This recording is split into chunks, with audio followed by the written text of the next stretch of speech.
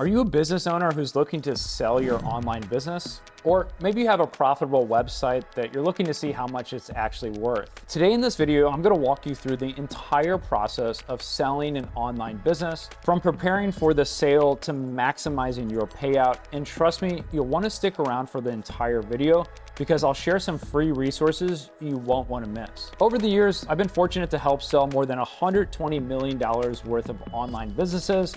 My journey started as employee number 4 at Empire Flippers, one of the largest online business marketplaces in the entire world. These days, I not only help other people successfully exit their businesses, but I've also grown my own portfolio of online businesses. So in this video, we're gonna dig into some of the most important factors to consider when selling an online business, and then I'm gonna walk you through the entire step-by-step process on how this all works. Now, the biggest and most important question almost every seller I've ever talked to when they're considering selling their online business is, how much is my business or website actually worth? This is going to be for people that are actually generating a profit on their website or in their business. Now, to figure this out, buyers will look at your business's TTM, which means the trailing 12 months of average net profit.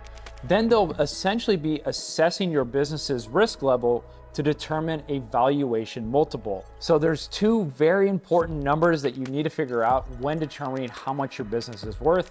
That's the average 12 months of profitability and the monthly or yearly multiple.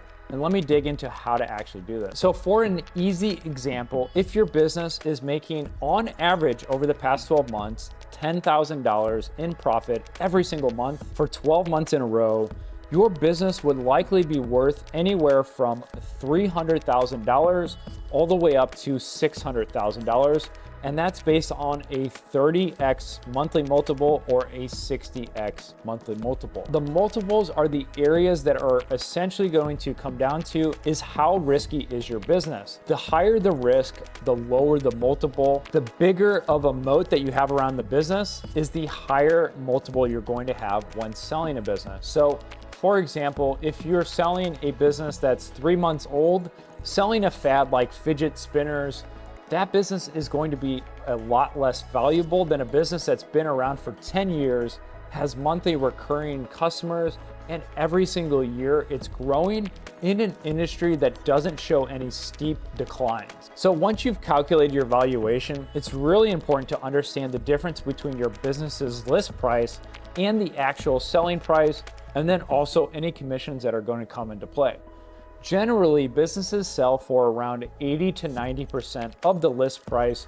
And again, you can't forget about commission fees. A commission fee is typically going to range between 8 to 15%, depending on the marketplace, broker, and the size of the business. Typically, the bigger the business, the lower the commission fee is going to be. There's going to be some complexities with larger businesses, but I'll get into that a little bit later. Now, one of the most important things to consider when selling an online business is your business structure and foundation. A lot of people are bummed out because they think they have this really good asset that they can sell in 3 months for millions of dollars, but then the sad truth comes in that their business isn't sellable and it's actually not worth anything they think it is. So let me talk a little bit about the important structures to have it when you're going to be selling your online business.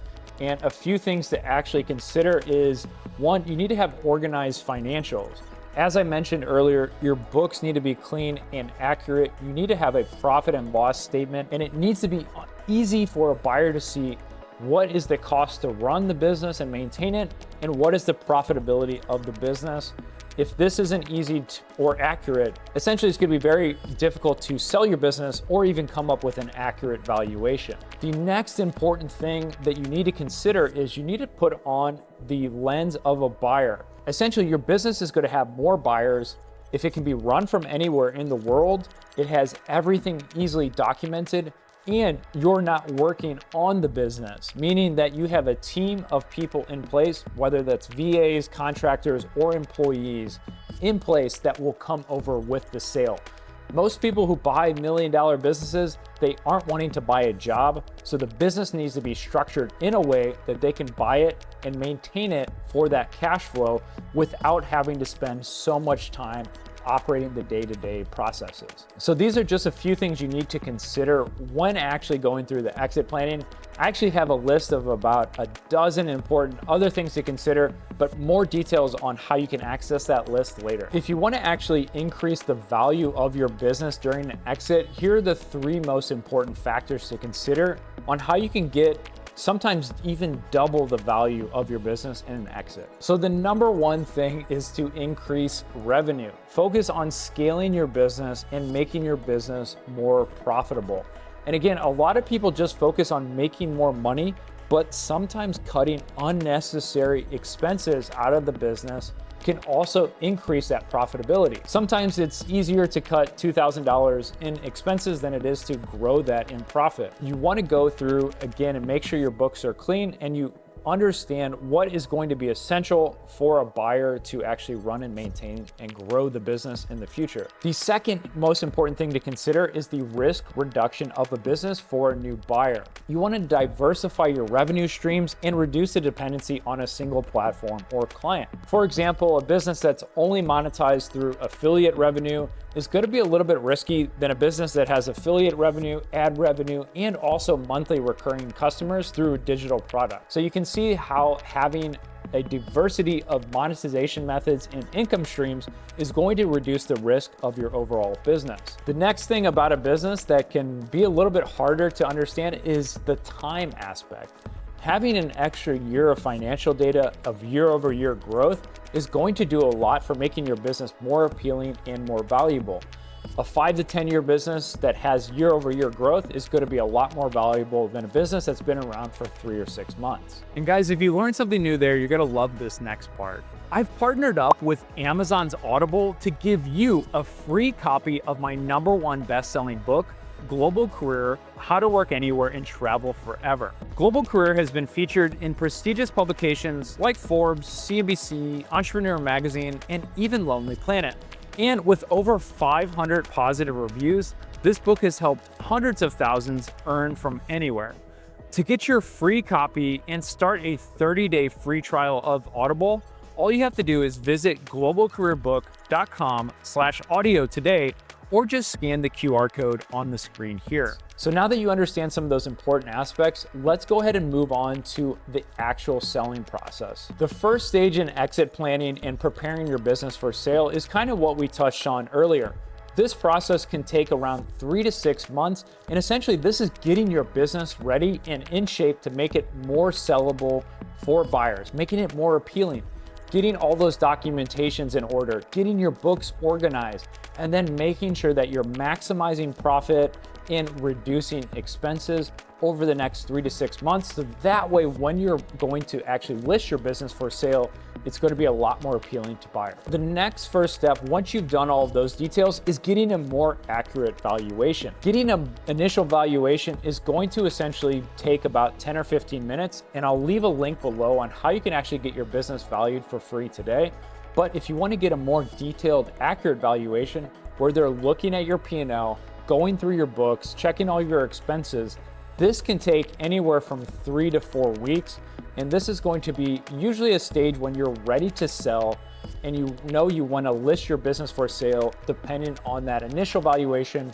Then you'll get a final valuation, which you can agree to. And this is typically where you're going to come up with your listing price. During this 3 to 4 week assessment, you need to be on top of things. So you need to be in a stage where you can send over documentation, send over proof of profitability and expenses, and making sure that you're able to communicate the transparency and insights of your business before getting an accurate valuation. Once you've gotten this final valuation, you can agree to it, or you can actually negotiate a little bit. If you're not in any hurry to sell, sometimes you can pick a higher list valuation of your business and then have a little bit more of a buffer room to actually negotiate on. So once you've come to agreement on that list price, you're going to go ahead and actually get your business listed on a marketplace or with a brokerage, or if you're working with some people, reaching out to private buyers.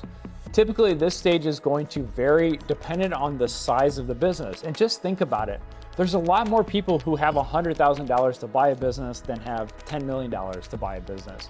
So the buyer pool is going to continually decrease the higher the valuation and the higher and bigger of the business. But in general, I would say usually it's going to take 2 to 3 months for a business under $1 million, and probably 3 to 6 months for a business over that. So during this stage, you're going to be contacted by vetted buyers. And again, when you're listing a business, you want to make sure that the people who are seeing the insides of your business actually have the liquidity to buy your online business. This is going to be and offer a lot of protection when you're going through and making sure you're discussing with legitimate and potential buyers. So usually what brokers and marketplaces are doing is they're vetting the buyer to make sure that they actually have somewhat around the liquidity, meaning that to look at a $1 million business, they need to show that they have around that amount to actually access and open the details about your business. After discussing with potential buyers, you need to make sure that you're able to provide and answer all of their questions and give them a little bit more insights. After this stage, they're usually going to come up with an offer to see, hey, do they like the business? And more importantly, you need to understand that buyers are also assessing you to see if you're a good person to buy from, if you're trustworthy, and if you're going to be a good person to help with that transition stage. I've talked to a lot of sellers where I just didn't get good vibes. They didn't seem organized, and I knew it would be a nightmare to work with them, even if it's going to be a couple months after the negotiation stage and after the migration process of the business. People buy from other people that they know, like, and trust. So you need to be able to make sure that you're confident in your answers and organized during this stage. So once you've accepted an offer, the transition and migration period begins. This is when the funds and assets are essentially held in a third-party escrow until the business is successfully transferred over to the buyer. After the migration period is complete, the escrow funds will be released as long as the contractual obligations have been fulfilled by both parties. Then it's time to start celebrating your successful exit. Typically, after you've been paid out, there might even be some training period for, let's just say, 1 to 2 months, where you're working with the buyer to help make sure that they understand how to grow and operate the business. Selling an online business might be your largest financial milestone of your entire life, so it's important to consider everything that goes into this process and working with someone that can help you out. If you want to take things a step further and get some additional help, I actually offer a free online exit planning consultation, and you can get a few more free resources. All you have to do is visit globalcareerbook.com/sell to get these details and apply for a free exit planning consultation for me. If you learned something from this video, if you're new to the channel, make sure to hit subscribe about new videos I'm putting out every single week. And again, I'll leave another video up here that's hand selected just for you. And see you again on the next one.